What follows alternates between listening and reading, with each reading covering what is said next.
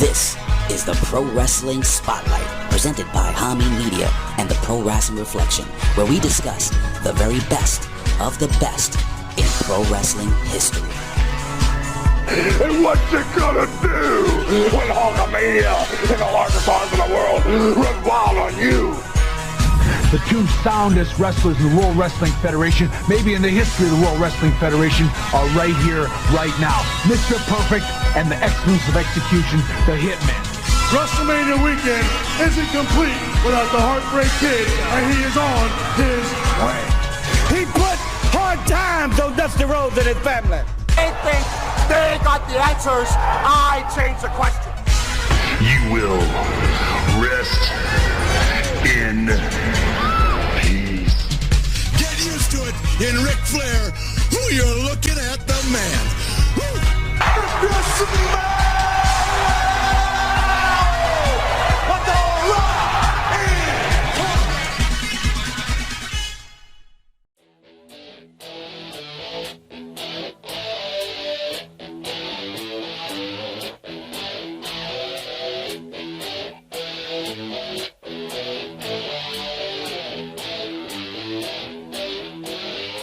What's going on there, Reflectionites? What is going on there, Big Vitoites on the Twitch? What is going on to the Big Vitoites on the Patreons? The Big Vito brand.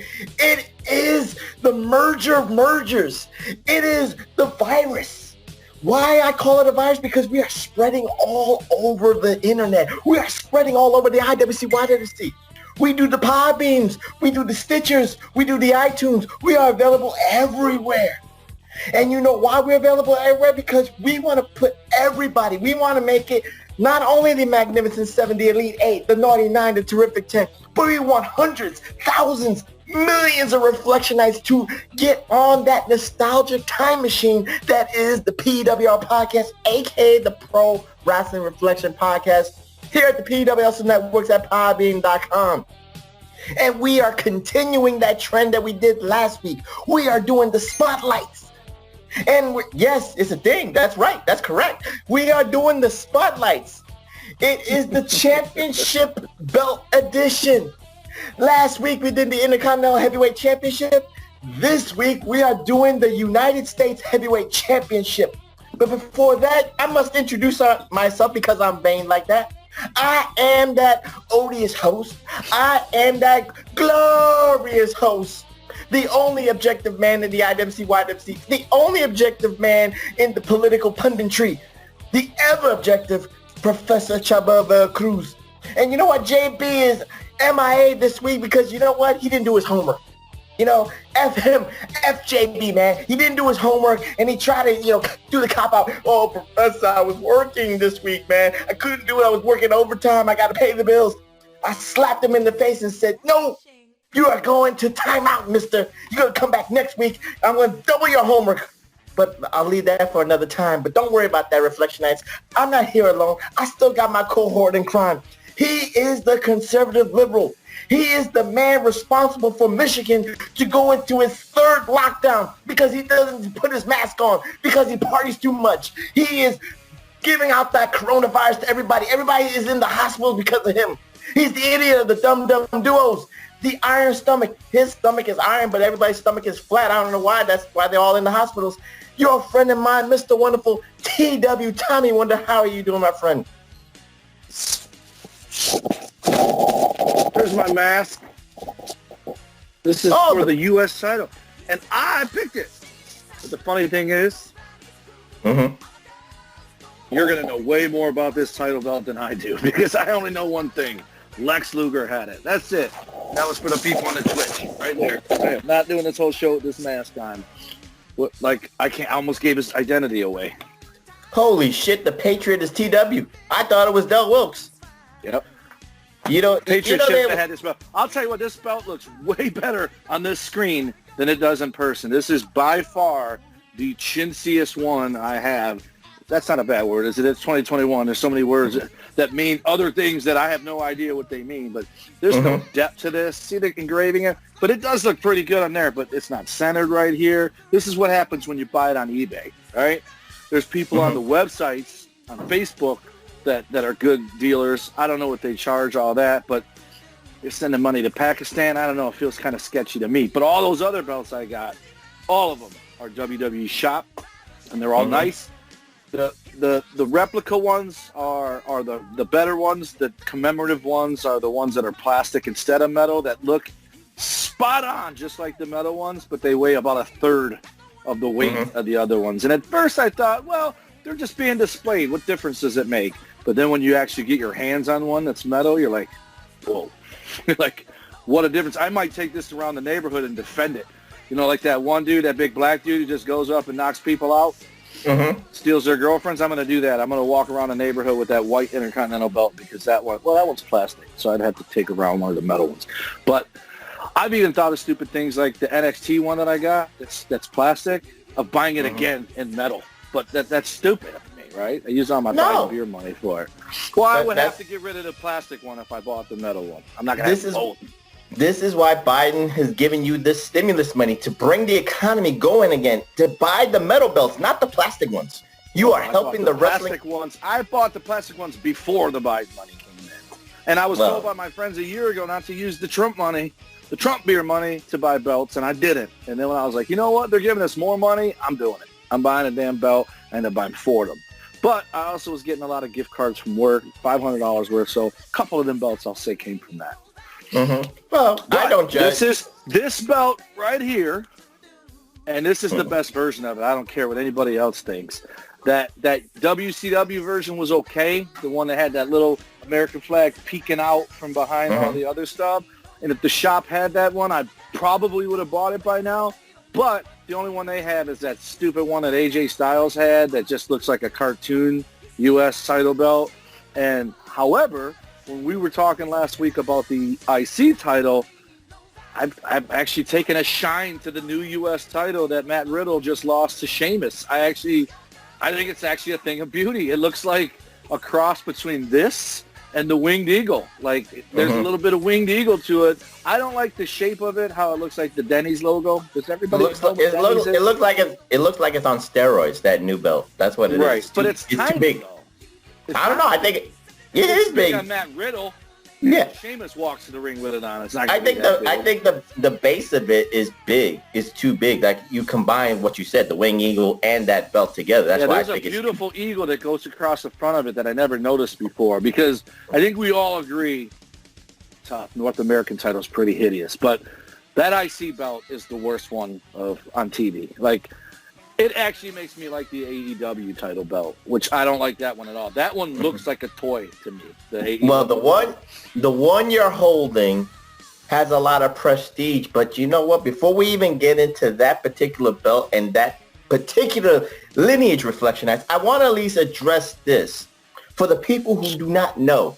I'm sure the Magnificent Seven and the people who are very nostalgic, like, let's say TW, those people on the Facebook groups, like the NWA hardcore ones, like the 1948 Jim Crockett's to the 1988, when they celebrate that, people want to at least know this. And I have something that people might not know. I didn't even know this until I actually did a little homework here, TW, so I'm going to at least school you on this. The United States title was the first legitimate territory title. Now, the reason I say this, Reflectionites and TW, is because you remember the conglomerate, the collective of the NWA, all the promoters across the country, TW, whether it was Portland, Florida, the Crockett's in the Carolinas, St. Louis and Detroit, and all points in between. So stay with me here, TW. I am. Every territory actually had its own variation of a United States heavyweight champion.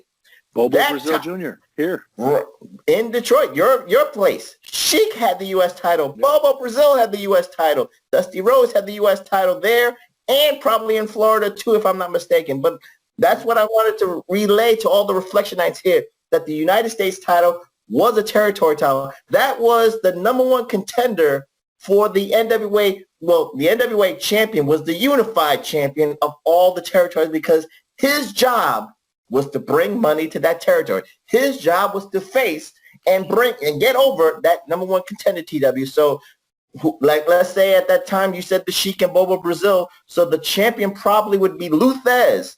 He would go to Detroit.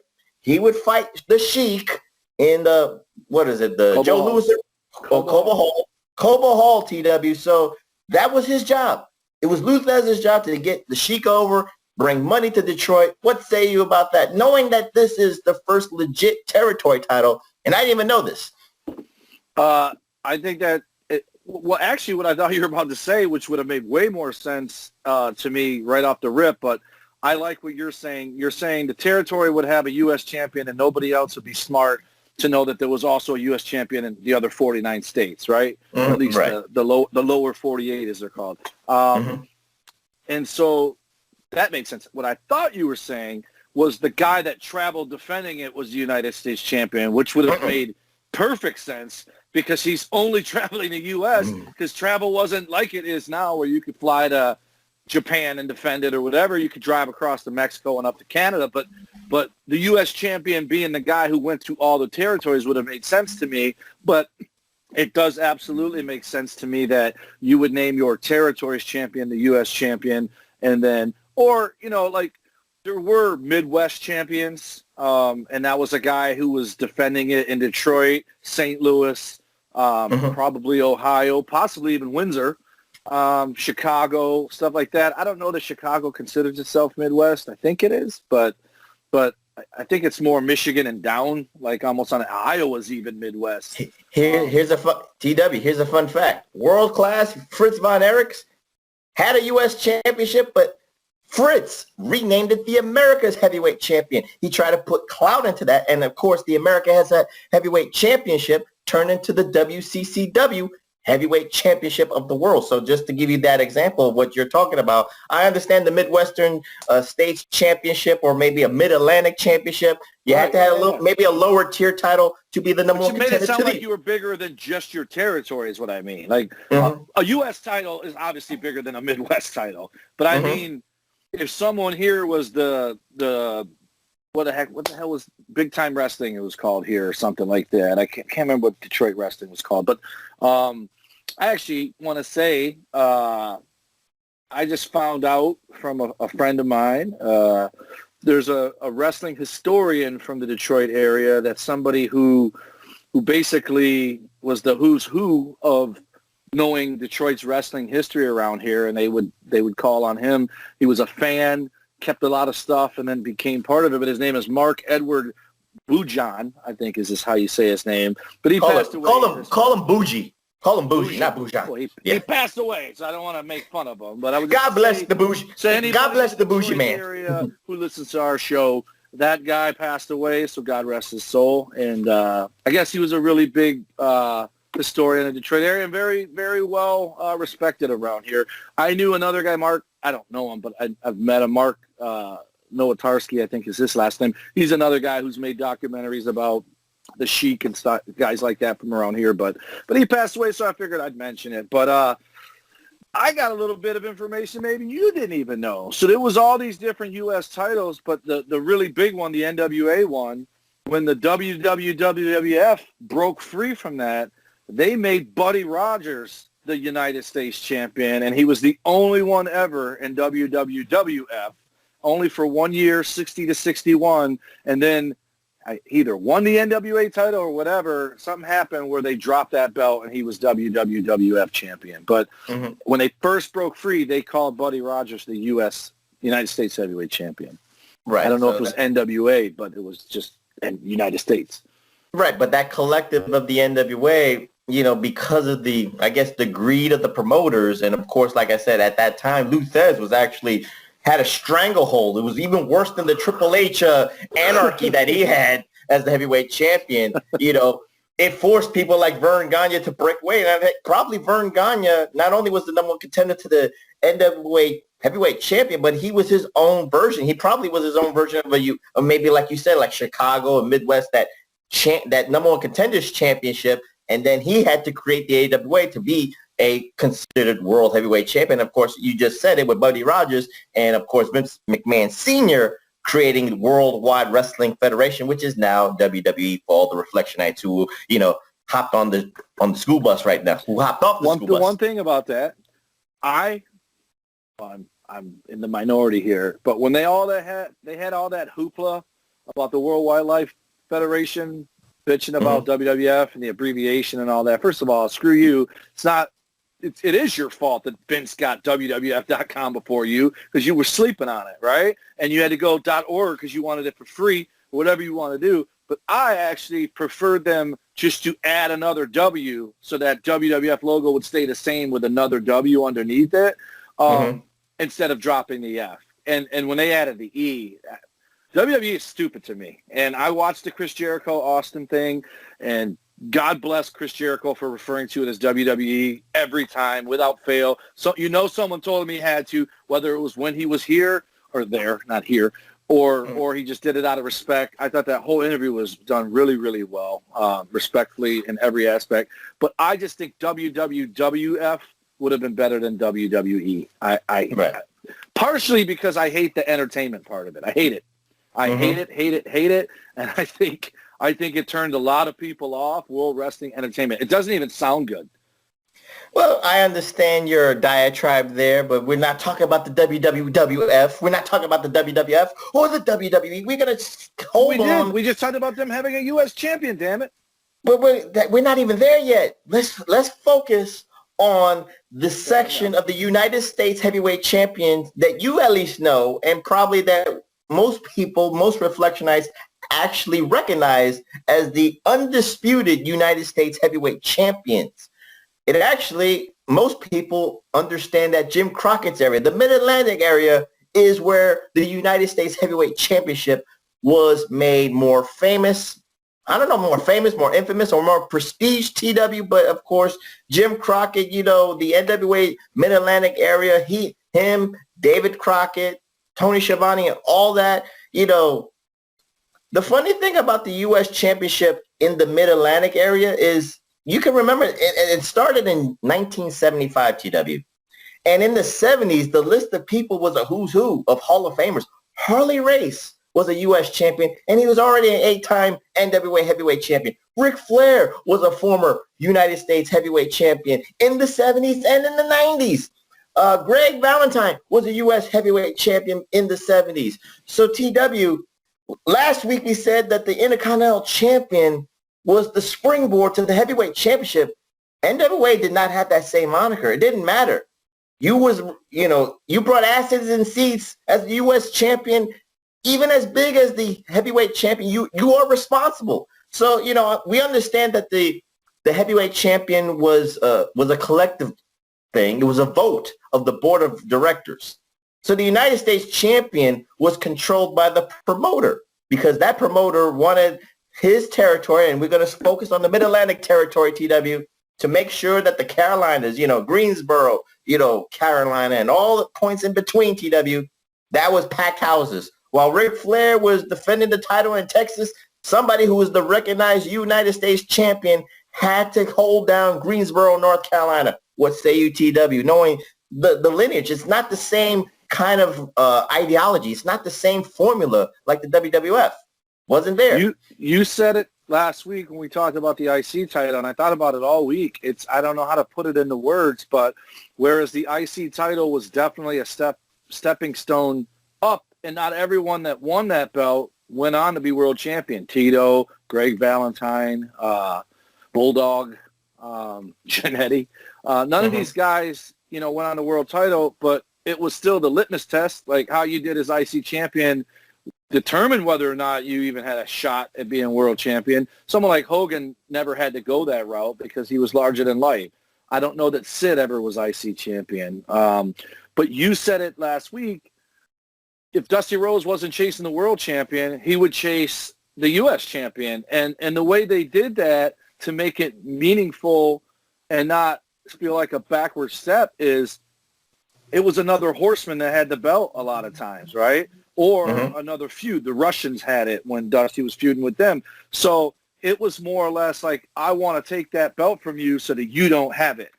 Or you cost me my world title against Ric Flair, so now I'm going to cost you your U.S. title. It almost felt like a lateral title, but just a little notch down. And if you went from world title to U.S. title, or U.S. title to world title, it wasn't. It was almost lateral. You know what I mean? It wasn't because the world title didn't change hands as often, but it still was the same guys. So when you fell out of the world title scene, you fell right back into the IC title scene. And I mean the U.S. title. And like I said last week, I believe the TV title was more the IC title. Like if you could have that thing, then you might get a U.S. title run and a world title run. But then you got a guy like Arn and Tully, who Arn and Tully, I think, were both Mid-Atlantic champion or whatever that belt that looked or the national champion, whatever the hell that was. They were exactly like the TV title. Right. They were the national heavyweight champion. Right. They were national tag champs. So those two got pigeonholed and never got to go U.S. or world.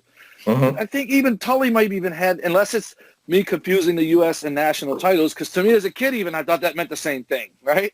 The national champion was the guy in this nation, and the America was the U.S. champion. So it's the same belt, but it looked like the TV title. And it was also a version of this belt that also looked like the TV title. As a matter of fact, one of Hulk Hogan's WWF World titles looked like the TV title. So that belt must have been the same guy making some money by making a bunch of belts and putting a different name on it and selling it all around the country. But I don't want to go on a different area with the Winged Eagle belt, but that was an ECW television title. I know that very, very well. So before it was the world title? No, the Winged Eagle that you're talking about was an ECW television title that you're talking about. So that's what. When you're saying it's confusing, other organizations do. After the WWS belt, or the WWF stole the TV title idea? No, they modeled. It's funny because Gooch held up a belt or put a picture up of one of Taz holding it, and I was like, that's the Winged Eagle belt. I did not know that was the ECW TV title. It had some orange in it or whatever. I know it was some gimmick belt Taz had, but I'm like, it looks just like the Winged Eagle. But anyways, I would say in the big picture, obviously, it was limited who was going to be the world champion because of all the politics and the who had to say and what.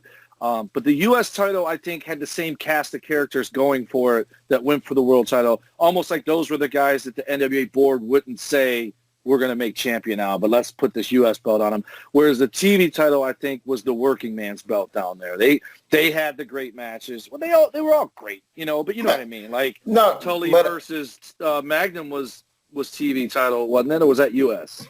No, that was U.S. But I understand where you're going with this, but the politics is so different within the NWA structure because, again, remember the territories were waning down, but they were still following the traditions of the territories. Right. And at that time that you're talking about, there was a national champion, there was a U.S. champion, there was a Mid-Atlantic champion, there was, a junior heavyweight champion.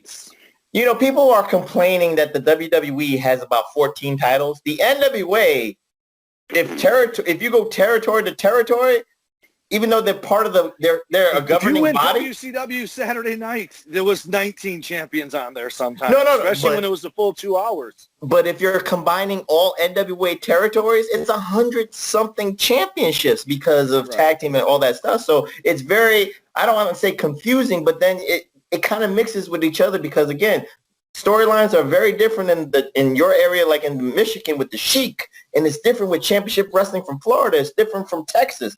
Everybody had their own storylines, but they were still under that one governing umbrella that was the National Wrestling Alliance. And then in the 80s, when Vince McMahon Jr. was taking over the world, Reflectionites, this is where the Professor came in with the cable and syndication and weekend and the UHF Channel 68. I got to see Jim Crockett's Mid-Atlantic Championship Wrestling, which was then morphed into NWA Saturday Night or World Championship Wrestling TW. So we're going to focus on that organization and those cast of characters. So, the first champion that I can remember watching on Channel 68 was back in 1985-86, and that was Magnum TA and Tully Blanchard. And, of course, people remember that awesome Starrcade in the cage I Quit match for the United States Heavyweight Championship. I don't know if that was the last match or it was a main event, but it was a high card for that particular belt. So, Ric Flair is always going to close the show, but this was a steel cage match, TW. So it was a marquee match. And it's the United States Championship, and it means something for Magnum TA to, go into this cage. And he was the pretty boy. Everybody was, golfing over him because he had the look. He looked like an 80s porn star. He was a combination of Magnum PI and Ron Jeremy, TW. This man was going to be the next Hulk Hogan, but he needed a statement match. So you had Tully Blanchard, you had the United States Championship, and all, the planets align, in my opinion. What say you, TW?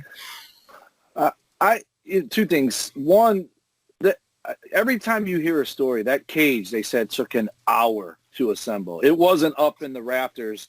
Just one more thing Vince does better. It wasn't already in the rafters pre-built, and then they lowered it down. So when that match happened, I would assume it was either the last match before an intermission, so that when they took it down, you had the intermission and then you finished the show. But the smart money is to have the whole show, have an intermission, build that cage, have that match, and go home. So you don't have 2 hour long. I've been to a show in Lima, Ohio. Travis was with me. This is about 2014 or 15. Jock Sampson versus Dusty Dillinger. It was a scaffold cage match, and it was 2 cages because it was 2 rings. And brother, when I tell you it took forever to build it, what Travis likes to say all the time is, if somebody takes a long time to do something, I don't know if you've ever seen that indie show where Luger comes out of a locker room and cuts a promo and tries to take his shirt off, and he can't get it off. You see that? Yeah, the NWA thing. He calls it going Broadway with the shirt, right? There's no winner. Luger lost, but he eventually got the shirt off, so it was going 60 minutes. So we sat there and just laughed as they built this thing. And then because it was 2 rings, they didn't have the same cage for both. So it's this hodgepodge, like The Walking Dead, where they find yards where they got makeshift fences to keep the zombies out. That's what this cage looked like. And then the scaffold went across 2 sides of this thing, so you could be at the top of this cage. It was brutal. But Dusty and Jock did an awesome job. It felt like old school, whatever. And so, but the cage match here, and then second, you have to help me out here, because I remember Tully losing and then and Magnum getting the U.S. title. So either A, Tully was U.S. champ, or B, he stole it. And that was how Magnum got it back. Because I think that's what it was. Tully stole it, wouldn't give it back. And then when he lost that match, Magnum got his belt back. But he couldn't get it before that. No, if I'm not mistaken, I think Tully won the belt back. He took the belt from Magnum, chicanery or whatever. Right. He won it. He was officially recognized, and he came in, and this was an I Quit match. They were building this up since, the Bash. You know what I mean? They were building up after the Bash, and this was their fall program. So, this was the big payoff for Magnum TA. And, again, and I will say, I finally watched that match, and I was very underwhelmed. I was not impressed with it. To this day, I don't understand why people have this affinity for blood in matches. I don't understand it. It does nothing for me. Doesn't do anything. I don't see it and want to change the channel, but I don't need it.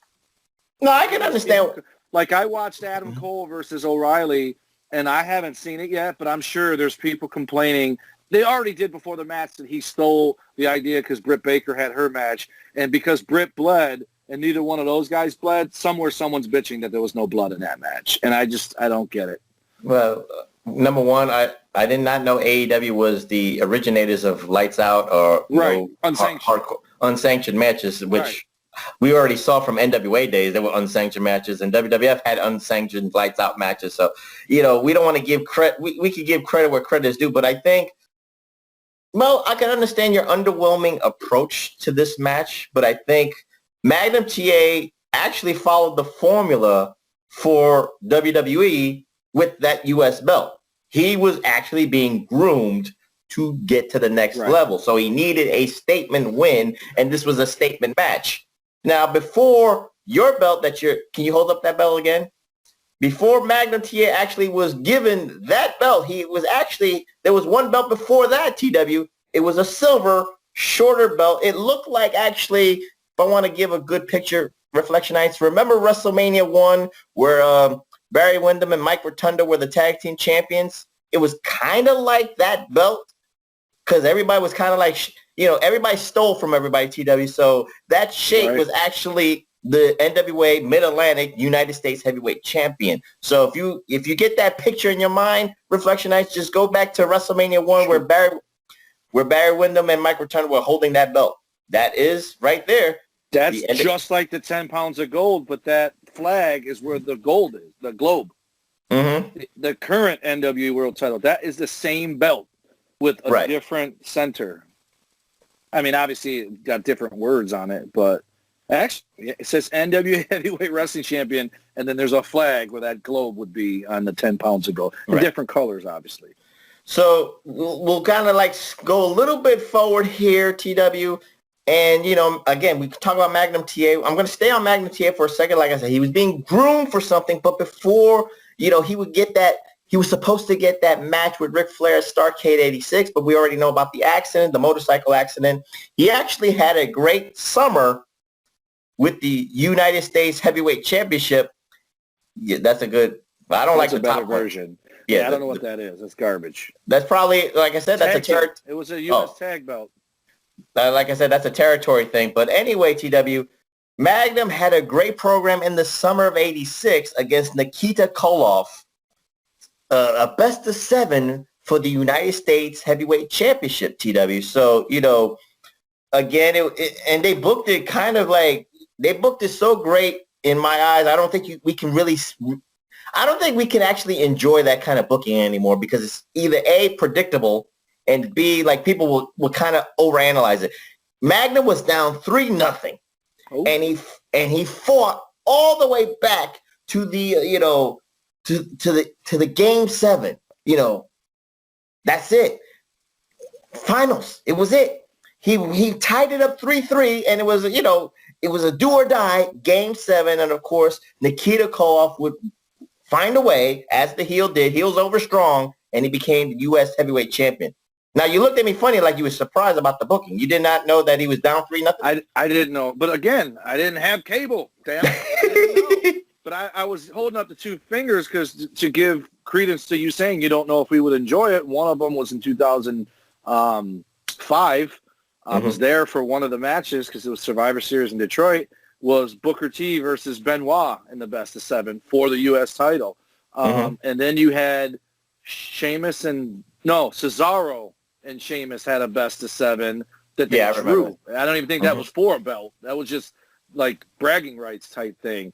But I think people lose interest, and I think somewhere, somehow, in order to give it some kind of interest, someone has to have one and win it in 5. Go to 7, because that's the predictability part. Is someone like you could have Magnum lose 1 and 2 and then sweep 4 straight and win in 6. Because at one point you just know the other guy's going to win one to make it go 7, but then he doesn't. So, but yeah, I think you're right. I think people's attention spans aren't there. Because that would take 2 months unless you wrestled on Raw and SmackDown, and then again next week on Raw and SmackDown. People would lose interest unless you had 2 out of 3 falls matches, and if they split, then you go to a 7. We just made a new concept. There you go. See, Vince McMahon or Tony Khan, we gave you a concept here. So I know y'all Reflectionites, you're undercover Reflectionites. You got people, you got assistants watching the PWR podcast here at the PWSL Networks at Podbean.com. So you know what? Again, I just wanted to give that credence about the value of the United States Championship, especially with the waning days of the territories. Crockett and Mid-Atlantic area, again, if you're controlling Greensboro, you're doing something right. But I wanted the United States Championship, lineage and prestige, because one of your favorites, TW, of all time, had that belt, and he is, in my mind, one of the greatest United States champions of all time. I don't think anybody can dispute that. And if you did not watch him in the 80s or even in the 90s, he had the belt there too. I forget, I probably was a 4-time U.S. champion, if I'm not mistaken, TW. You can correct me on this one. You take the lead on this one. The total package, Lex Luger, defeated Nikita Koloff in 1987. And, of course, he fluctuated here and there. But from Babyface Nikita. Babyface Nikita, too. He turned face because of Magnum's accident. Mm-hmm. But from 87 to 91, that was sheer dominance. This man was wrecking. I mean, the belt, can you hold up that belt one more time, TW? I'm sorry. I might ask this a lot. This design here, Reflectionites, was the staple. If you saw that design, you saw Lex Luger. And if he lost it, it never felt right. That's the way it looked to me. So, TW, what say you about the total package Lex Luger, the dominance? He is, and I would argue, point, because you just said Magnum was being groomed. Lex had that belt to be groomed. He was going to be the guy who beat Ric Flair until he wasn't, right? And then Flair screwed him, and he had to beat Barry Windham to win it. Which, by the way, I love that WCW World Title belt. I call that the Luger belt too. The title on him, like, it was almost like as soon as you seen Lex, he needed a belt. Not because he needed a belt to get over, but like if you're legitimately a sport, that dude needs to be a champion of some kind to give it legitimacy, because look at him, right? There's a reason they called him the total package. The guy just looked like $1 million, wasn't the greatest worker, and I said this when me and Gooch did the show with you, and once without just me and Gooch. Luger regressed. Like, he started out like he had it, and it got worse. Whereas a lot of guys start off clueless and get better. But like you said, as U.S. champion, and ironically, one of the really iconic matches for me with Luger's champion is when he lost it to Dusty Rhodes, because that's what turned him face. I can still see it right now. JJ throwing that chair in and Lex bending over to pick it up, and Dusty DDT'd him on it and pinned him, and that got him kicked out of the Horsemen because he was pissed at JJ.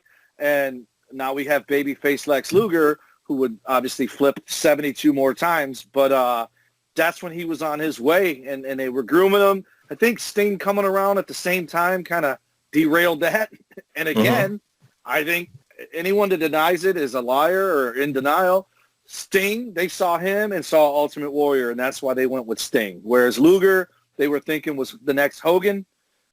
Hogan lost to Warrior, so now Sting is going to be, and he hadn't at 87, but you know what I mean. Like, a lot of stuff, you're doing it because you think, okay, it works there, let's do it here, and it worked. Because I would say I liked Warrior better. If I had to pick between Warrior and Sting, I would pick Warrior because of all-encompassing. However, I've always said, you know how people say, who's the one guy you would watch all of his matches, like if you had to pick one? Sting has always been my answer because of he has the same match every time, just like Bret, just like Flair. However, he's got a charisma like Warrior has it just by doing crazy stuff.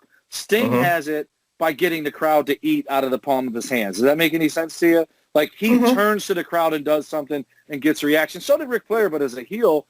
So I think Luger got stalled because of Sting's emergence, but they also put them two together, which made me like Luger even more because I was already a Sting guy from the UWF. I was a Luger guy when he was a heel. Follow me here, TW. Follow me here, especially with, and I call this the dominance of Luger from 87 to 99. That's why I said that belt that you hold, that's Luger. It didn't belong to, even though he lost to Dusty, even though he lost to, no, he didn't lose to Barry. He lost to Michael P.S. Hayes, and then he lost to Stan Hansen. That's why I remember those three losses legitimately. Barry got it because it was Dusty was suspended, and then he defeated him. I actually got this belt because I like the red backing one, which also the TV title. I think when I finally pull the trigger and buy that one, I am going to get the red. But I got this one because Luger had the black leather. I thought he had the damn red leather, but he had the black leather. So Magnum must have had both the black and the red. Could have been, yeah. And then maybe Nikita put the red on there because he was Russian. I don't. My memories have always been Luger having the damn red one, and then every picture I see, he's got the black one, and it's just nicer looking. But the reason I say with the Luger's analogy with the belt is because to me, as much as you say, and I agree, he was being groomed for the heavyweight championship, no doubt about it, TW, and he actually fulfilled his prophecy in 1991, but due to circumstances that was beyond his control and the politics and Jim Herd and all that bullshit, But I thought, to me, especially as a heel, why he was so great is that he made the United States Championship his world championship. Yeah. He actually, some promos, he didn't need to get elevated. He didn't need to get elevated. It was almost like, Ric Flair was the champion and Lex Luger was the U.S. champion, and they were on even keel. I know it's not as accurate. I mean, probably Ric Flair's this and Luger's here, but in Luger's mind and Luger's arrogance and ego, he was here and he's probably over. What say you, TW? And to quote John Cena, my time is now. It was Luger's time. Ric Flair was in every aspect the back seat. It was Luger's show. And the cool thing about it was Luger having that U.S. title while Flair had the world title was an appeasement on top of it, right? It was, if he's got his belt, he doesn't want my belt. So there was storyline to that too. And they helped Luger keep his belt just like they helped Flair keep his belt, right? And then it backfired when Dusty hit the DDT on the steel chair. But everything about that U.S. title reign, at least the first one when he was heel, everything about it was done like it was the world title and protected at all costs. And then sometimes he just crushed people, like almost Goldberg wins. He just won. You know what I mean? He didn't even need to cheat because he wasn't. And that's what I like, because I do think there's not enough coward heels in wrestling anymore. Every heel thinks they're Billy Badass, and they're not afraid when they get stuck. One who is a tween is Gargano, because he'll bellyache that he gets put in a match, but then when he gets in the match, he acts like, I'm going to beat you anyway, which doesn't really jive with not wanting to be in the match in the first place, right? So I like the Ric Flair coward heel, and then Luger was like, I ain't afraid of you, and he would get in there, and either he beat you or they helped him not lose his title and he got disqualified, or he won that way.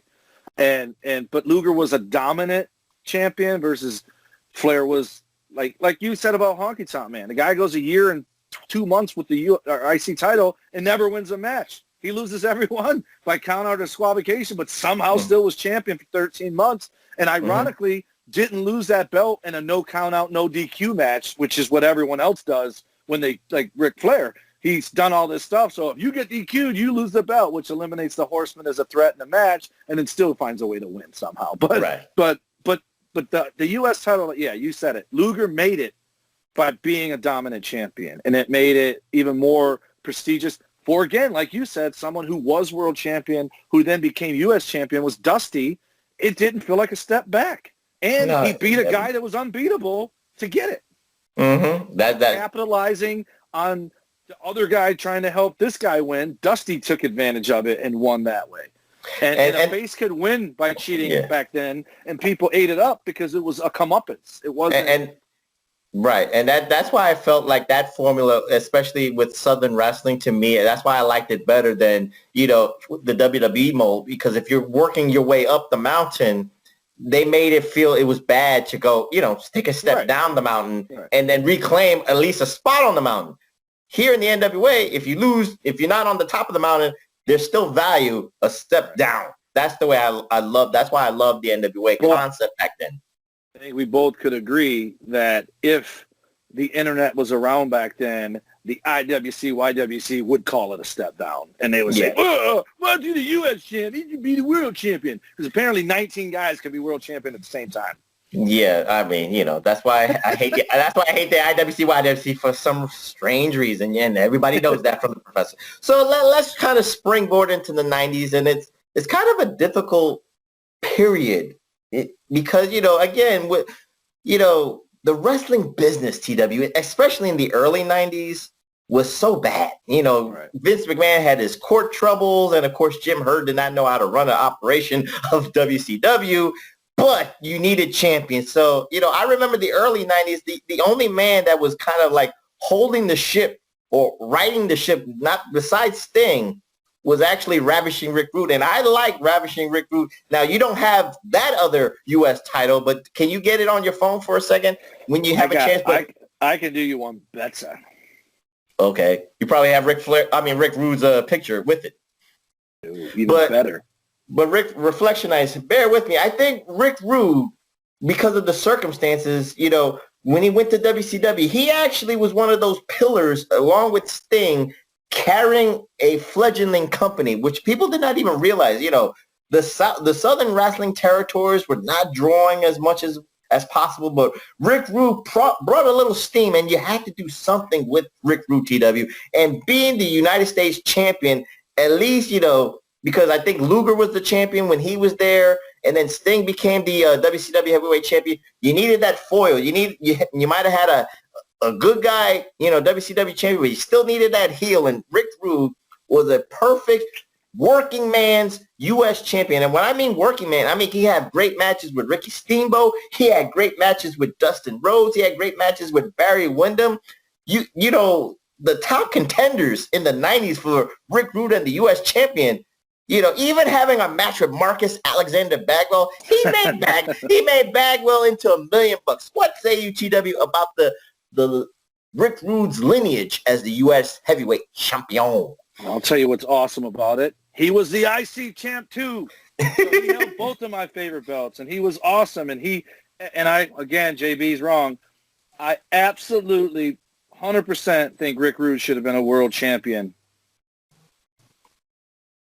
Oh, there you go. That's me. Remember I told you the Indies, they bleeped out WCW and put GLW, but that's the U.S. title. And the other one was my MTW heavyweight title. Mm-hmm. Holding that bad boy up right there, but I will find a better picture of it. Those are 2 belts I actually won, by the way. I didn't get to take them home because back then they didn't trust you. But yeah. But you could have sold it on the black market. Rick Rude was. I hated that international title. I hated it. I didn't understand it. We're not talking about that. Because I think his run as U.S. champion is better because it's a more legit belt. Right? Okay. Like giving him that other belt is almost like just giving a belt for the sake of it. Whereas like a prop. Right. I know. Right. And whereas have him as U.S. champion, then he's basically in the heritage of.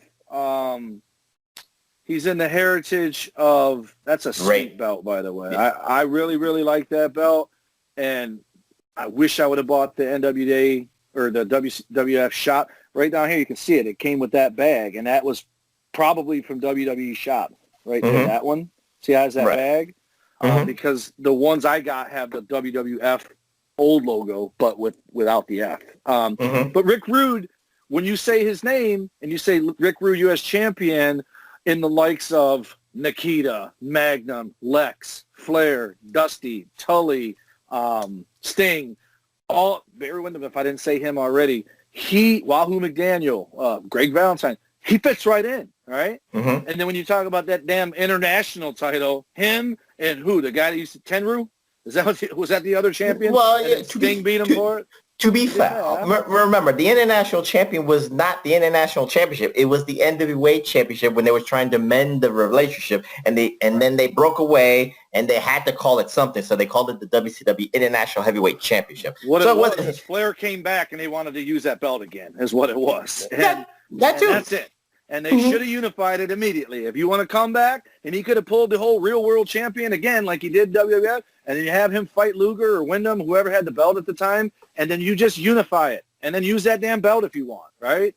But the fact, sometimes God closes doors that we won't close ourselves. And when they pulled away from the NWA, they should have threw that belt out the door behind them when they were walking out of the building instead of keeping it and renaming it. That's what I think made it worse, was renaming it and calling it the WCW International Champion. That sounds like it's the Intercontinental title that's supposed to be defended in Japan instead. It's just dumb. And so, but I only brought that up to say Rick Rude as U.S. champion is a much, much more prestigious thing for me, and he wore it well. He wasn't like Piper winning the belt just so they could throw an accolade on him, right? And Piper and Flair winning tag belts so they could throw another accolade on him. Piper never needed any of those belts. But if Piper would have been IC champion because he took it from Tito instead of Greg Valentine doing it, you know, because I think they swapped it back and forth. Tito beat Greg twice for the belt. If it would have been Piper doing it instead, like Piper is a face or Piper is a heel beating Tito, it would have been fine, right? But at the point where they gave him the IC title, it felt like the word you just said, a prop. But I love that it led to Piper being clean pin for one of the very rare times that happened by Bret Hart. That's, to me, for all the people that talk smack about Bret Hart, that's something that, if Piper wouldn't do that for many people but did it for Bret, that says a lot about Bret. Okay, where does this go with Rude? No, I'm saying Rick Rude as the IC champion, U.S. champion, is legit. A prop like that international belt. That's all I'm saying is he never got to be world champion, even though JB wants to call that a world title. Or was it Big Ray? Well, maybe both. No, it was Gooch. Even worse. So, yes. But him as the U.S. champion, if that's the highest that I'm going to give him credit for, it's a good plateau. It's a good high. You know what I mean? And like you said, and he did have good matches with Sting that ended his career for that stupid other belt, but it's because it's Rick Rude. Rick Rude had good matches. So he's a guy who is worthy of the U.S. title and worthy of the Intercontinental title. And Greg Valentine is a guy who isn't, but he had both. So, right. But Rick Rude is worthy of both. And the prestige that goes with saying, hey, that guy was an IC champion. Hey, that guy was a U.S. champion. And it still meant he was pretty good. Yeah, so now within the 90s, TW, and Reflection Nights and Big Vito Ice out there, some of the choices of U.S. champion, we can say Rick Rude is, we can put thumbs up for Rick Rude. Now, here's where the business end and then the dirt sheets and the 900 numbers and the Meltzer people will probably go, we know that they're around TW. So somebody like Stunning Steve Austin being the United States heavyweight champion, the funny thing is it's a prestigious title, but yet it didn't feel big. When Steve Austin had it, they didn't put stock in Steve Austin. We knew that it was supposed to be to bigger and better things, but to me, some people, and people say, well, Professor, he's Stone Cold. My God damn it. But he wasn't Stone Cold. He was Stunning Steve, and they didn't even value Stunning Steve, TW. So in my mind, the U.S. title took a step down. What say you, TW? I think Austin as a TV champion was a better run than Austin as a U.S. champion. Even though I said it, when I won my first title, I jumped out of the ring. I hopped up in the air 3 times, dropped to my knee, and kissed my bicep because that's what Austin did when he was the U.S. champion. So I do remember the reign, but I just remember they made a bigger deal of him when he was TV champion. Like you said, like the next big thing. Like he came out, he had his robes, had that TV title, and then for some reason it's like those two switched. Like the U.S. became the lower belt and the TV title was the higher one between, it was the cream and the Oreo versus the world title and I don't know if it had more prestige than the U.S. title because equal. They were just equal, maybe yeah. Right. It was long. That's a better assessment. They were changing hands so often you couldn't even keep track of who had it anymore. And it was like the one thing that I think the world title got wasted on is the world title should have been your main event on TV every week, and then Flair only defended at clashes and world title or pay-per-views, right? Okay. And it got to the point in Austin. I want to say it wasn't long before the NWO got there with that. When Austin was U.S. champion, he was gone, obviously, and then NWO stuff. But by the time the NWO got there and Nitro was treated like a pay-per-view and all that, every one of those belts were hot potatoes. And it was just, they didn't even matter anymore. None of them. We'll get there's plenty of examples for that, especially during the Monday Night Wars. But I just wanted to use Steve Austin as an example. Like you said, the TV title and the U.S. title was on equal billing, and that's not a good thing. Right. The TV and because the TV title was always especially by the 90s, was always treated. In the 80s it wasn't, but by the 90s it was almost treated at the same level as the cruiserweight title. Like whoever had it was a nobody. If you were the champion, you'd get your ass kicked by Ric Flair. You know what I mean? Right. Like a job. The only value that TV champion had was a Saturday night title defense, and that didn't even mean that even closed the show. That was just a spot on the show. So Steve Austin was one of those. I understand Reflection Nights. He's a Hall of Famer.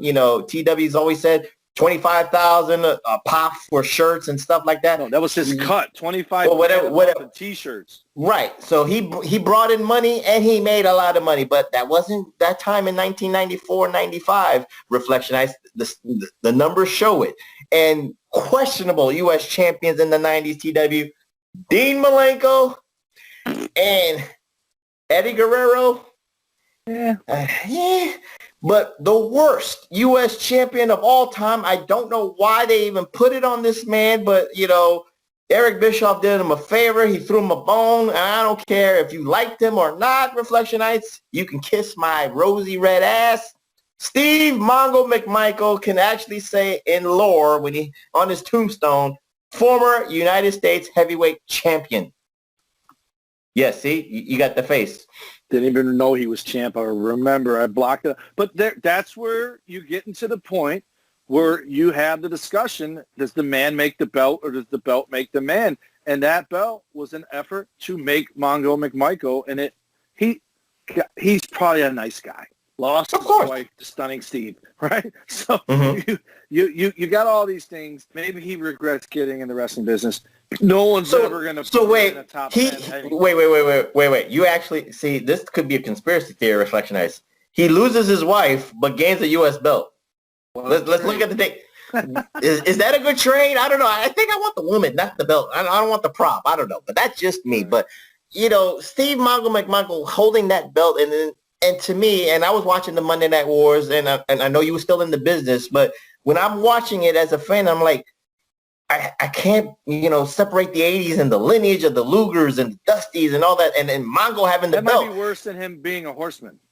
Right. So, but I think, at least within the Monday Night Wars, there were people that held on to that belt that I had no problem with. And one of the examples of that is Bill Goldberg. Especially, they used the formula of the WWE. He was working his way up.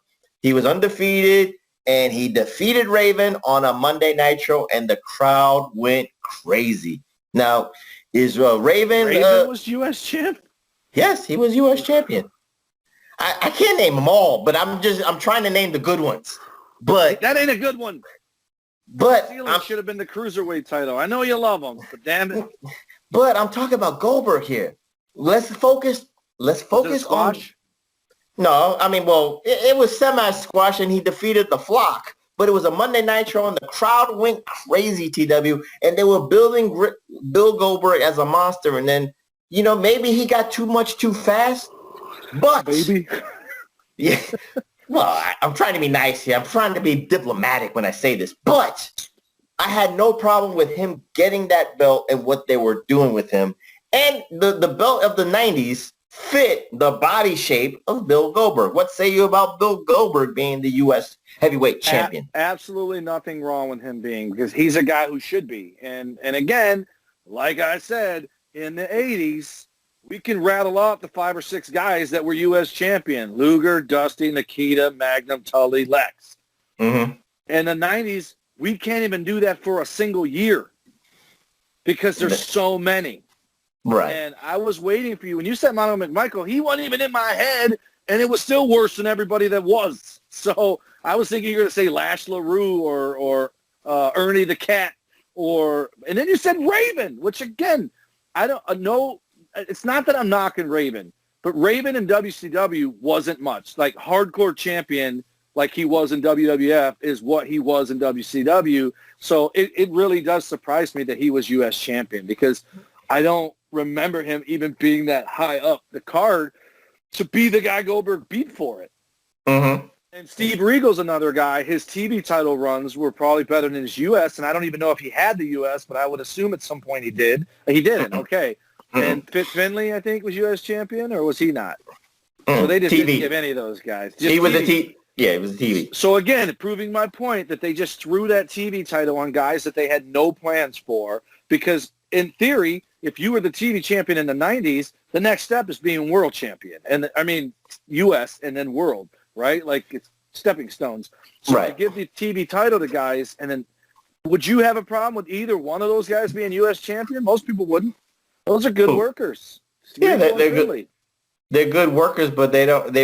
at the time of the Monday Night Wars, they didn't garner interest. They were too vanilla and too bland, right. and the styles were boring. And again, I said in a past episode, and again, remember a past episode, I apologize to Regal because his style. You remember, I wanted something better, but his style is actually what we need in 2020 Wonder. His style and his psychology is what is needed for AEW. It's what's needed for NXT. Sometimes you need that separation of all spot monkey stuff in the ground and pound that Regal and Finlay. And you even named Finlay. Stretching. But stretching is very much needed in 2020 Wonder. My favorite Nitro moment, Goldberg. So I disagree with you that he didn't garner attention or whatever it is you just said he wasn't doing in the 90s. The fact that he did it twice is even better. For him, if that guy hadn't done that, I'm giving zero shits about Steve Regal all time. And I had a gripe with him because AWA had a guy called Mr. Electricity, Steven Regal, who I loved. He was Jimmy Garvin's tag team partner. And then all of a sudden you got this Steve Regal. And I'm like, that ain't the same guy. Because what's your boy, Carino? That's who Mr. Electricity, Steve Regal, and AWA looked like. He had the bleach blonde hair with the dark goatee. Yeah. And then I see him, and I'm like, what the fuck? I'm like, what happened to him? He looked like he ate the guy from the AWA. Then I find out they're not the same guy, which was not shocking because they don't look anything alike. But that was all that I had any interest in Steve Regal about. I hated how he put his hand behind all that. The second he did that with Goldberg, I was happy to see him in WWF. I was like, that is a boss move. Like, of all the guys going from one to the other, doing that and ending up in the WWF is absolute money.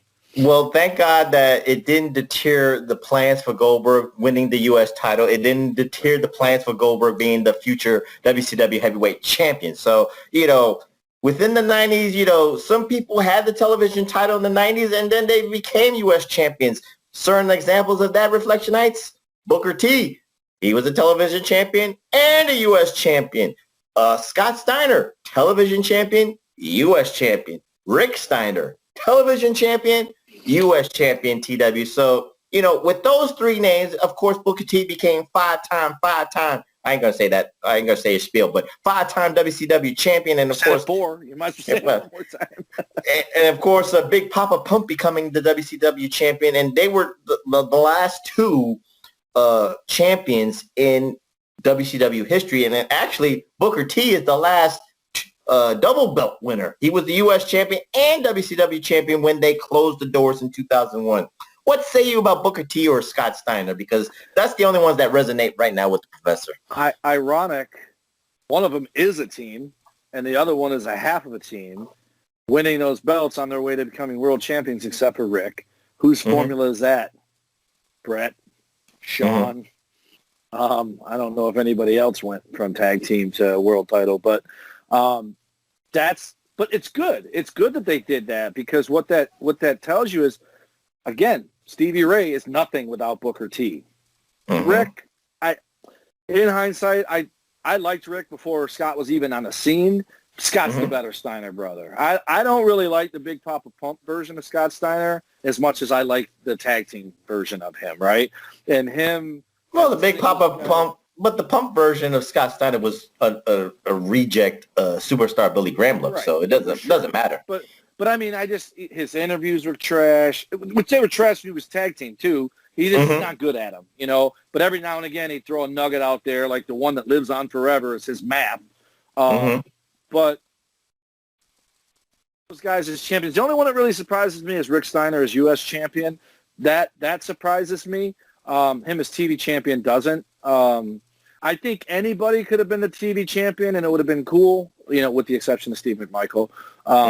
But the U.S. title, I just don't remember. I remember Rick turning heel, and I think that's when he was U.S. champion, almost like he was going to be the guy to elevate to world title picture, and then Scott Steiner did instead. Scott Steiner did most of that stuff with a fake hip. I don't even think he won the world title until after hip replacement, and still did the Frankensteiner, which to me, of all the moves, of all the shooting star presses, the 2.5 or whatever the hell the thing Ricochet does, to this day, the move that absolutely blew my mind was the Frankensteiner. And I'm not talking you're getting power bombed and then when you get up top, you Frankenstein. I'm talking that dude whipped you to the ropes, and when you were coming back at him full speed, jumped up and gave you the Frankensteiner, picture perfect every single time. And to me, that move to this day is the one that I was like, whoa, what was that? And there is something to be said after having been in the wrestling business. A lot of stuff looks slow motion to me.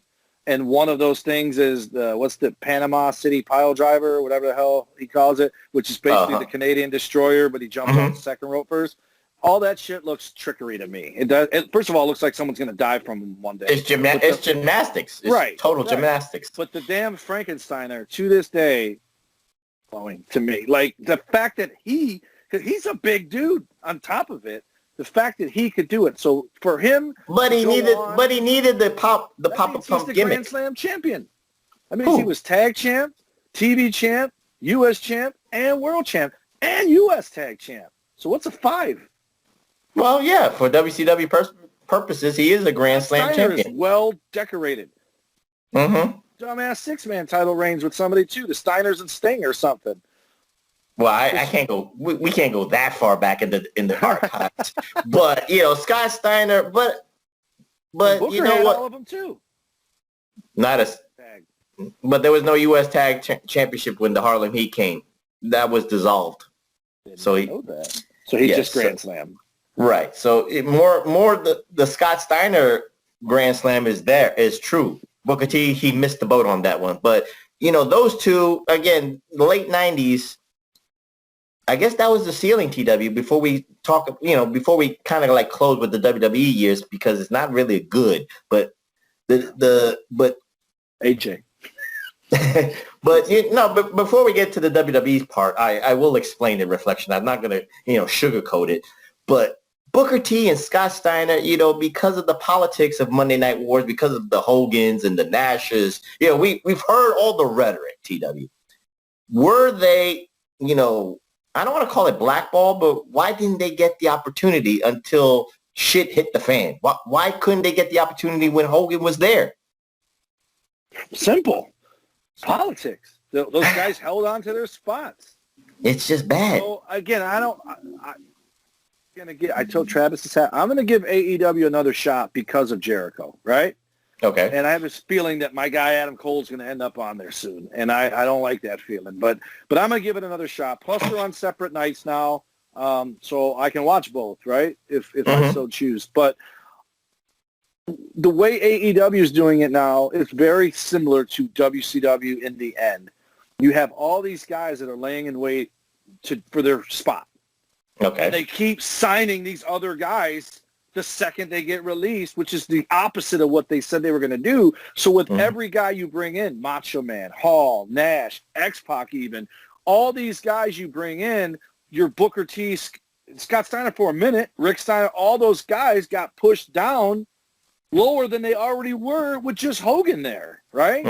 And then at the one point you got Sid comes back and the Bulldog and just all these guys. They weren't a priority. I understand. Not only that, but they weren't proven, and that's what they were going for. So to be fair to Bischoff, he was going with proven money. And until that money dried up, he had no reason to go to someone else, right?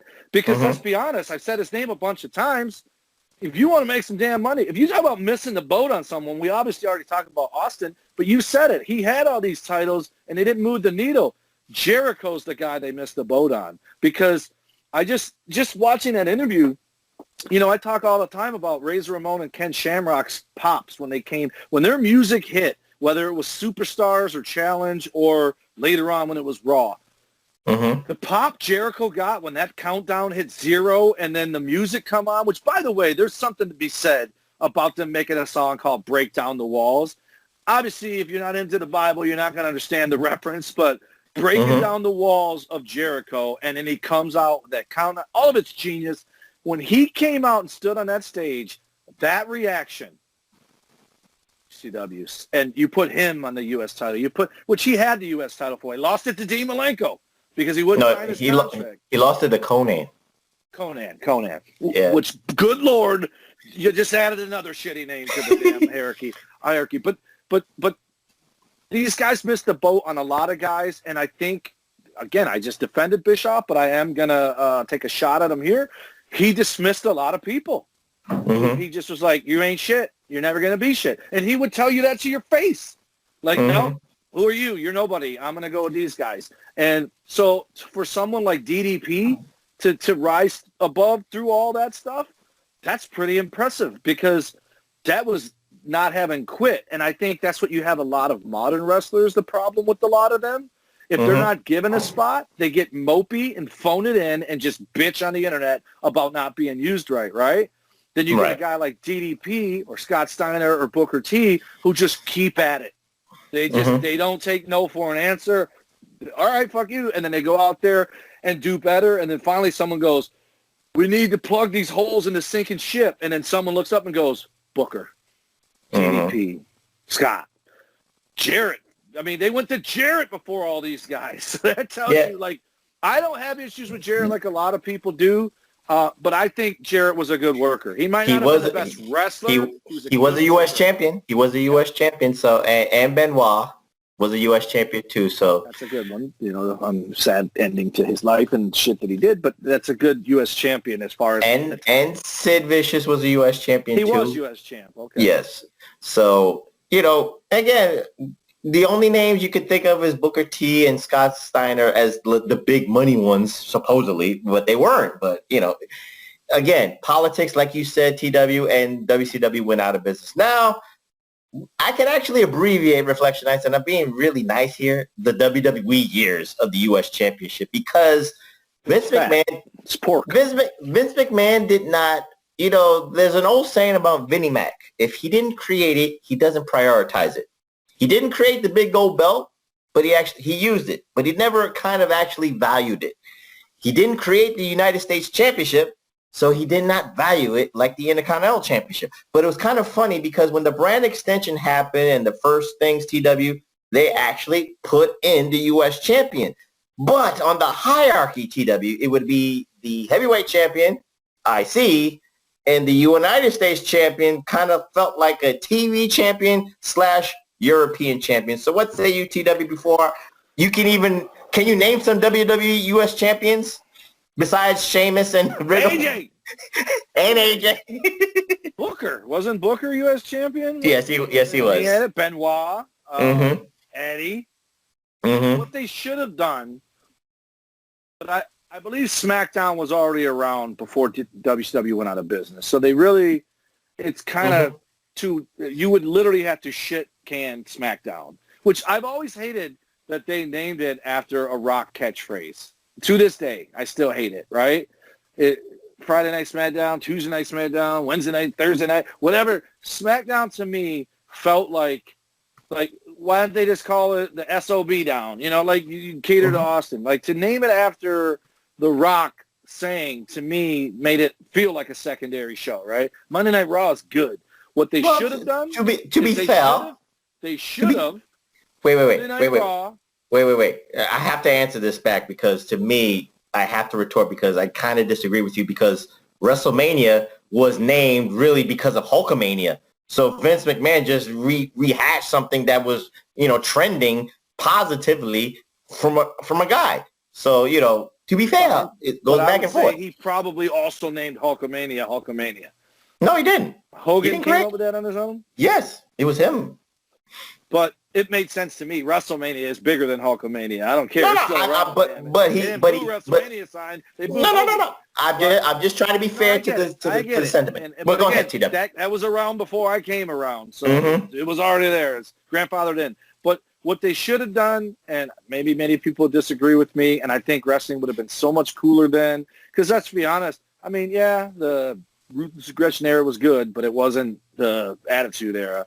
If you would have kept Raw as Raw and then Friday made it Nitro or Thursday, whatever night SmackDown was back in 2001, and made every WCW belt and whatever and do it. And then when you switch rosters, if you completely keep them separate and then have SmackDown be Raw or Survivor Series be Raw versus Nitro, it would have been so much cooler than Raw versus SmackDown. Well, because guys initially, but change TW shows so often that it doesn't really matter. Again, that's the fault of Vince McMahon and the fault of trying to go for a ratings grab. But there was a precedent. There was the U.S. He didn't have all those guys either. He didn't have the Stings, the Flairs, and all those guys. Right, but the U.S. Championship was supposed to be on SmackDown or Raw. Right. It was supposed to be a one title, one show thing, but right. Each show had its own secondary champion. That's why they brought it back. So it was two singles champions per show. Mm-hmm. But again, they fucked up Vinny fucked up the plans and mixed it in. And then when they did the draft, they drafted the champion over to the Raw. And then, IC and US was hot potato draft pickings that is worse than hot potato winning the belt and losing the belt. How many times did they do the draft and draft the champion, and then he would defend it against a guy who was on his last night there, and he won it and then took it with him to the other thing, like so predictably. They did it every single time. I actually like what they did with the last draft with the Street Profits and New Day just trading belts. That was actually cool to me because... You like that? People hated that. I liked it because it made sense. You kept the blue belts on SmackDown and the red ones on Raw. And they're like, all right, now we're Raw champions. And now you're this. I think the tag champions should be like the women's champions. I think they should defend against everybody. It eliminates the need to have all these bullshit makeshift tag teams on both shows.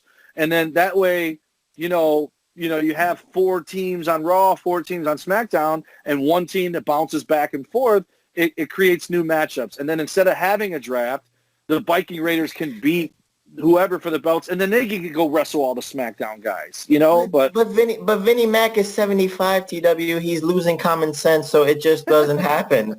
I hate to say that. God bless you making it up to 75. A lot of people, but sometimes you don't have it all. You don't have all your faculties there. And I think they should unify the world title and have one world champion too. I don't think there should be a Raw champion or world champion and universal champion. I think that I have no. I would never want to do a show on the Universal title. I'm not trying to do that. But anyway, but before we close out, TW, at least the one thing, because we're talking about the United States Heavyweight Champion, the best WWE U.S. Champion was, and always will be John Cena, multiple-time U.S. Champion because it worked. And that spinner belt is a thing of beauty, man. And the first thing, let's talk about that for a second. John Cena, he branded himself. You know that. I mean, when he did the Thugonomics gimmick, and he wanted to be noticed by everybody, good, bad, and different. Whether you liked them or you hated them, Reflectionites, I'm not here to debate you. I'm not here to take you down because I'm a John Cena man. I'm always going to be a John Cena fan. But what he did, branding himself, like you said, the spinner U.S. champion, some, let's say, traditionalists, I'm going to put that in air quotes, hated that he was trying to change things, but I understood why he did it because, people paid attention to it. Go ahead, TW. I was one of them. I'm saying guilty. I hated John Cena when he did that because when he came out for that match with Angle, I've said it on the show many times, he was more Ultimate Warrior than what he is now, right? Where he had those loud colors, but whatever town he was in, he wore the colors of the sports team in that town. And he could have turned heel, and he could have wore the color of the rival of the city's colors, right? Like, he did. When he went to New York, he wore the Boston. Yeah, but when he went to Madison Square Garden, he wore a Boston Red Sox jersey just to piss off New York fans. No. I know that. I meant the way he looked when he wrestled Angle, where he had those shorts, like Billy Gunn shorts, and they were red and white, and his boots were white, and his knee pads were red in Detroit. And then in Boston, he wore green and white. And in New York, he would wear whatever. The Knicks are orange and blue. He would wear that. And so when he turned heel, he could wear the green and white in New York to say Boston represent or whatever. Right. But and he had that crazy hair, and he was called the Prototype, right, in the NXT before it was NXT. I loved everything about that guy, and I think he lost the Angle in that open challenge thing, but everyone took notice of that guy because he looked like a monster. Now all of a sudden he's wearing jorts, pumping his Reebok pumps, and then the basketball jersey with the chain and the lock. But now, somewhere I have that figure. It's right there, but you can't see it. I love it now because you just said it. He branded himself. He never wavered. He stuck with it. And bam, next you know, I can't imagine why I ever didn't like the guy. And one of the things I hated was what he did to that belt. Now, As much as I love the U.S. spinner belt, hated the belt that he did with the world title. And then when Edge made it rated R spinner belt, I did like that only because it looked less hideous than the John Cena one. But the belt itself is trash. I hated it. No. I like that the Miz put the M upside down or the W upside down. So I did like the guys at least took advantage of it and did their own thing. But those are the only three guys I could think of that did their own thing with it, right? Otherwise, people just like it made no sense to me that Randy Orton walked around with the spinner belt. None. No, I understand that, but I wanted to acknowledge John Cena during the WWE years because the first time he did the spinner U.S. belt, and then the second time, I want to say this again that people don't value John Cena what he did. He said, I already had my time. Now my job is to get the younger guys over to the next, like the Seth Rollins and stuff like that. He made Owens.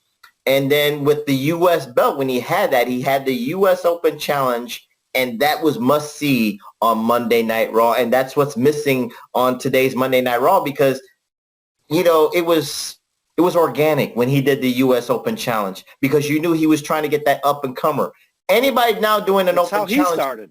That's how he started. That's how he reinvigorated himself. No. He started answering. He came out to an open. But what I'm saying for that U.S. belt, which was losing clout, was losing prestige, was losing even importance. The U.S. Open Challenge did twofold. It gave respect to John Cena, but also made that belt go like this: tick, tick, tick, tick. It was gaining momentum, as I would say, and the planets aligned. TW. So. Let's close it out. He lost it to Kevin Owens, and Kevin Owens made it the Canadian title. Or was that Lance Storm that made it the Canadian title? That was back in WCW. He made that Canadian title. Yeah. He lost the U.S. Championship in a title against Seth Rollins, I believe, if I'm not mistaken. So that's the problem. He lost it to Kevin Owens in one of them challenges and then won it back. Because Kevin was the NXT champion and came out to the Open Challenge. See, again. He lost to Kevin Owens. Because everyone's like, holy shit. And then he did. Blew up like, holy shit, he put Kevin Owens. He did lose to Kevin Owens the first time, but then won the next two. So he could have been the U.S. champion, but I don't remember it being before the U.S. champion. I think it was just he was answering the call. He didn't want the belt because Kevin Owens had the NXT championship. But again, there's so many people who were U.S. champions that I can't remember Reflection Nights because I didn't have the WWE Network. I had the WWE Network in 2015, but I didn't buy the pay-per-views in 2002 to 2013 because I only cared about what you did, though, because it really is a nothing belt there other than that minute you're talking about right there. Otherwise, we felt the same way about the IC title. We didn't talk about the last 350 title changes last year. So it ran its course. But we will validate. I got to say this though, because it has to be said.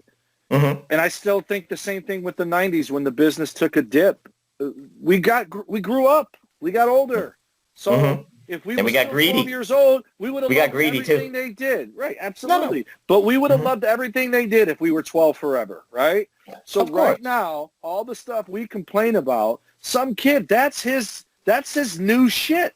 That's like he loves that Sheamus is the U.S. champion. He loves that Matt Riddle had it for a week. He loves the way Sheamus won when Riddle flipped and then Sheamus caught him with the Claymore kick. With the RKOs out of nowhere and the super kick to Shelton Benjamin. It's cool. It killed him, but it was. But what I mean is that's their normal. It's not ours. And in the 90s, we were older, and as much as I harp on WCW and NWO, the NWO making it reality TV, which WWE was already kind of doing, but NWO made just all bets off. Everything had to be reinvented because of them, and it made it more adult. And so all those kids that stopped watching wrestling halfway through high school who are now in college are now like, whoa, this is not like the shit I watched as a kid. This isn't cartoony. This is like badassery, right? So there's something to be said. So, yeah, once the WCW goes out of business, I think both belts lost their, once there was one show in town, both of those, all belts lost their significance because now you have all the wrestlers on one show To be honest, they did expand their roster when all the WCW guys became available. But now you have so many guys, you have to change the title all the time. Otherwise, it makes no sense that there's 500 guys trying to beat this guy for the belt and he's champion for 4 years. It wouldn't work anymore. But that said, it still sucks for me. It can't work anymore. So we'll close it out, TW, with a question. Besides Lex Luger, who was a U.S. champion that TW said that fit the mold? Nikita. Why? Looked good because, for one, he was the Russian anti-hero, and giving him the U.S. title makes people angry. Like, what? Why's the Russian got the U.S. title? And he just was such a mass. He's another guy that should have been world champion, but he's not on the level of what Kurt Hennig was AWA. I'm going to count that. But he's not on the level of the Rick Rudes, the Scott Halls, and all that because he really did nothing but that 5-year window in WCW. But had he stuck around, Nikita was a natural, right? And he just he looked good with that belt. And obviously Magnum. I mean, Magnum is my introduction to this belt. Luger just made it my favorite. You know what I mean? Okay. And even though the IC title is my all-time favorite, there was a time when I liked this belt more than I liked anything in WWF, and it was because of Lex. So Lex is absolutely the first head on the Mount Rushmore, and then I would put Magnum up there second, and I would put Nikita up there just because Nikita had the TV title. He unified the UWF, but I think of him as A, U.S. champion, B, 6-man with the damn stupid-ass belts, and then tag champion with Koloff. I think they had the tag belts. But just Nikita was meant to be the U.S. champion. And then for the fourth one, I'd say Dusty, because Dusty just, even when he was world champion, he was always associated with that belt. And he beat Lex for it. So I would say Dusty would be a fourth guy on it. I would put no WWE guys on there. Like, I would have been fine if we only did NWA version, because that's, to me, when the belt had its most prestige. Other than the John Cena thing that you brought up, which is, I would easily forget about all that because, for one, I'm older now, and it really is secondary. This is when I was marking out for stuff, right? Like, it meant something to me when someone won or lost. Now it's like, oh, okay, I can see why they did that. I'm a critic now more than a fan.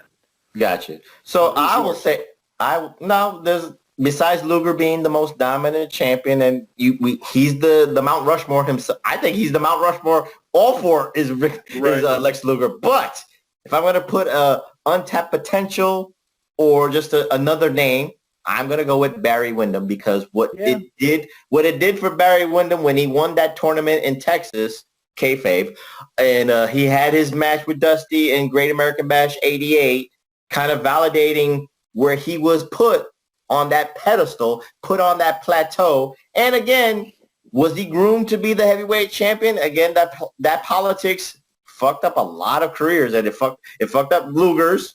We know that. It messed up Barry Windham's, because I think Ric Flair actually was championing Barry Windham to beat him.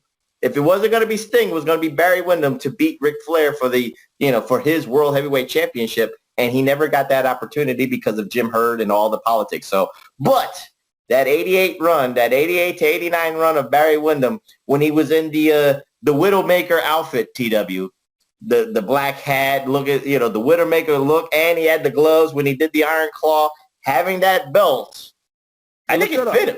It looked good on him, and it fit the mold, and it validated the Horseman in total dominance. And with that, Reflectionites, we end this Pro Wrestling Spotlight Championship Edition, the United States Heavyweight Championship. Reflectionites, you might go in my DMs and say, Professor, man, you forgot a lot of people. My goodness. Like I told you when we started this show, the U.S. Championship has more lineage than you would ever dream of. With there's Detroit, Florida, Texas. I can't name them all. So I'm trying to give you the best and brightest that I can remember, and maybe you can remember, here on the PWS Networks at PowerBeam.com. TW, do you have a suggestion of a belt we can do next week without killing the professor? I picked this one, so I think if JB's going to make it, let's let him pick one, because you picked the IC, I picked the US. He can pick a belt. It would be fair. And if he picks it and he don't make the show, that's his tough luck. That almost happened tonight, by the way. I was asleep about 35 minutes before we did this. So okay, we'll put a wild card on the championship belt because we gotta wait for the prodigal one. But if we don't, here's a backup plan. If it's not JB's pick, I want to mark out for.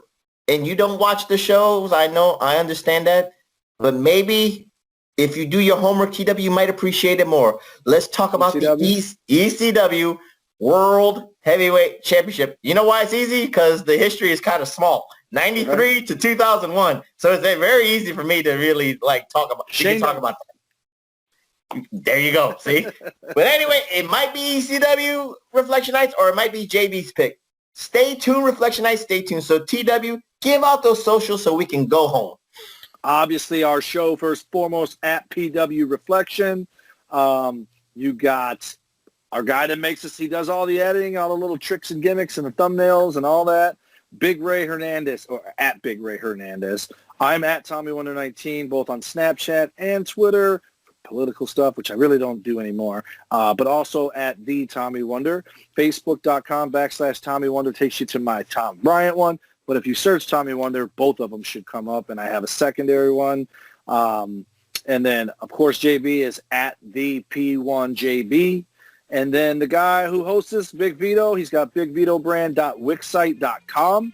And then also patreon.com/the Big Vito brand.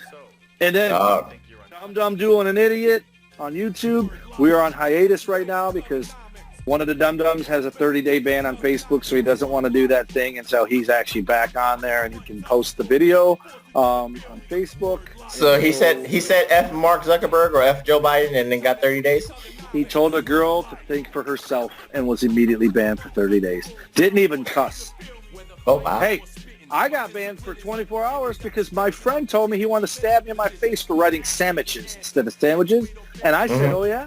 Well, I want to stab you in your face since you want to stab me in mine.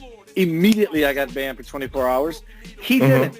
It's like hockey. He instigated, and the retaliator got the penalty. Then one of my Canadian buddies goes, I'm going to see if I get banned. And he wrote in there, I want to stab you in the face, too. Instant one-day ban. Yet the guy who said it first did not get banned.